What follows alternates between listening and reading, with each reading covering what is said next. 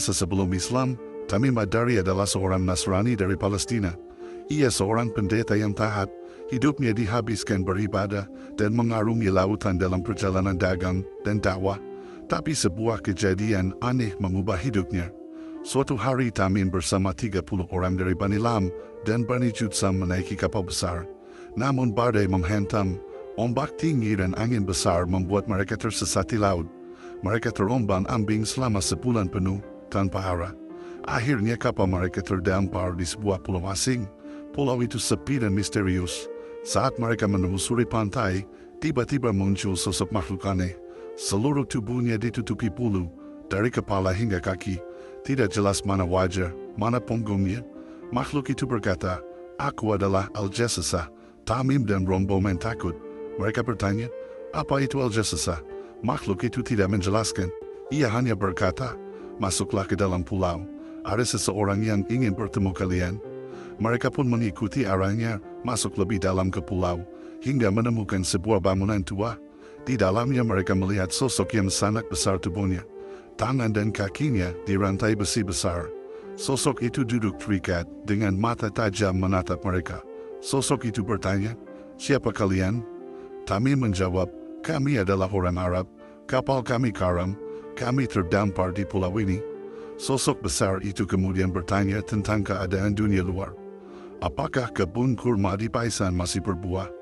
Apakah danau Tabariyah masih penuh air? Apakah mata air Zugar masih memancarkan air? Apakah telah muncul seorang nabi di tanah Arab? Tamim menjawab satu persatu, "Semuanya masih ada.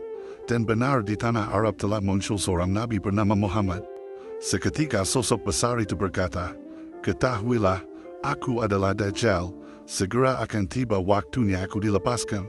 Jika aku keluar, aku akan menjelajahi seluruh bumi, kecuali Makkah dan Madinah. Keduanya dijaga para malaikat, sehingga aku tak bisa memasukinya." Mendengar itu, Tamim dan rombongannya ketakutan.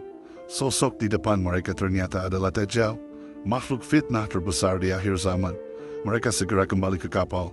Anehnya, badai telah hilang, angin bawa mereka pulang ke daratan.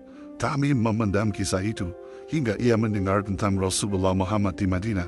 Ia sadar, Dajjal bukan cerita, Nabi yang disebut Dajjal adalah nyata. Tamim bergegas ke Madinah, menemui Rasulullah dan memeluk Islam. Di hadapan Nabi, Tamim menceritakan pengalamannya. Rasulullah membenarkan. Beliau berkata kepada para sahabat, "Tamim Ad-Dari telah menceritakan kepadaku kisah yang sesuai dengan apa yang aku katakan kepada kalian tentang Dajjal." Setelah itu, Tamim hidup sebagai Muslim, mengikuti dakwah Nabi hingga akhir hayat. Namun, pulau misterius tempat Dajjal dirantai tetap menjadi rahasia besar.